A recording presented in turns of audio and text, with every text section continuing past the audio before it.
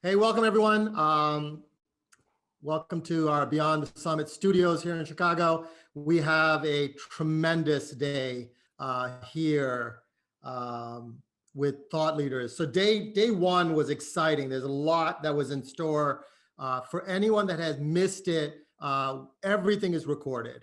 Everything will be on demand because we really believe in this polysynchronous world that we're going to live in, where you could come in and watch on demand as well as be synchronous like we're doing today. So one of the things I want to make sure that everyone recognizes is that, this summit is not about selling and it's not about a spin. One of the things that I recognized when I decided to do Beyond is that there was too much spin. There was too much spin in the market. People were not being informed in the way that it needed to. It was being spun by different motivations and things like that. Sorry. And so one of the things that I want to really get at here is, when we think about transformation, we got to think about strategy, not just slapping on a technology that is going to think that you're going to be transformative. So the past 8 years, we've been gaslit that the cloud or a system is going to actually transform you. The reality of it is, unless you have a strategy, you're going to be repaving the same roads that you've been driving on. And the opportunity that is in front of us is to really start thinking about the things that we should be doing in market. Dan Moran just talked about, a little bit of the AI and the machine learnings all coming in. Those are great, but we can't even adopt those things until you understand the strategy that you need to have. So every vendor or everyone that says, I have AI and I have cloud and everything else, the reality of it is, if you don't know where you're going to be going to the same place.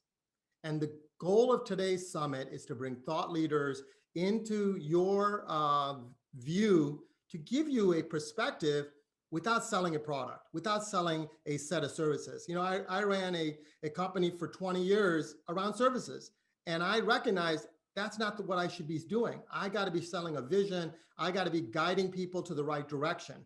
If we look back at the last 8 years and you pick up any of the higher ed analyst trends reports, the reality of it is they don't tell you much because they're just writing on behalf of the vendor and the SI. I wrote it.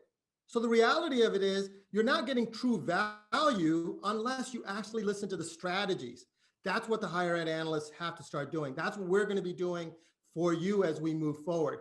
So while I'm on this platform of a soapbox that I want you to understand, I want you to understand why we're here today. We're here for you to absorb it without the spin. So Rupo, I know I'm going in a little deeper than I normally do, but I thought this was an opportunity for us to say, hey, if Honda and Toyota wrote Consumer Reports review, how valid is it? Well, that's what we're getting when we're reading reports. We shouldn't be reading those reports. We shouldn't be paying for those reports. We should be listening and understanding what the strategy is for us, for my campus, and then identifying the right technologies. So do these vendors have great products? Of course. Do these thought leaders really care about higher ed? Of course. I want us to look at them together.